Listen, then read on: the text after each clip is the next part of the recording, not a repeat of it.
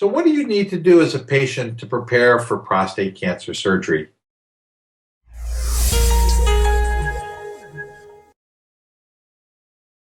Once you've made a decision with your surgeon, the preparation for prostate cancer surgery is relatively simple. You need to feel comfortable and make sure that that's the decision that you want. But once you've done that, typically I like to tell my patients to stop any blood thinning medication for 7 to 10 days prior to the surgical procedure.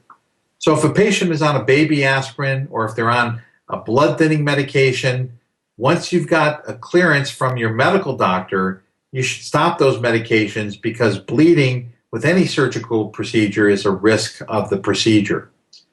The day before patients are having surgery, I like to start them on a clear liquid diet, and then I give them a small bowel prep with magnesium citrate. It's usually a small bottle that they drink that helps give the intestines a clean out, much like what we do with colonoscopy, but this is typically a much easier prep to do than patients that undergo a colonoscopy.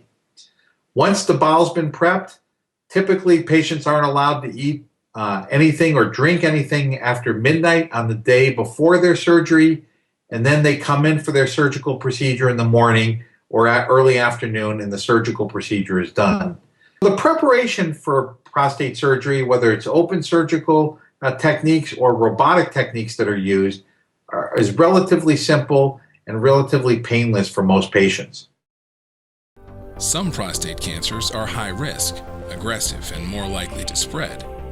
Others are low risk, least likely to have bad outcomes. The biopsy says cancer, but current diagnostic tools provide limited information about how aggressive a man's individual disease is. So most men decide to treat prostate cancer immediately.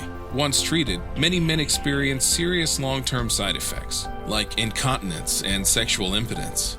Immediate treatment isn't always needed, but right now a man can't be sure if his cancer is the kind that is likely to require treatment or if he's okay to wait for now.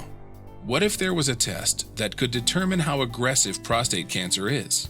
Genomic Health is developing a new test to do just that. By reviewing the underlying biology of the tumor and using genes from multiple biologic pathways, the test can predict the aggressiveness of prostate cancer when diagnosed, allowing a man to make a more informed treatment decision with confidence, taking care of himself with more information and greater peace of mind.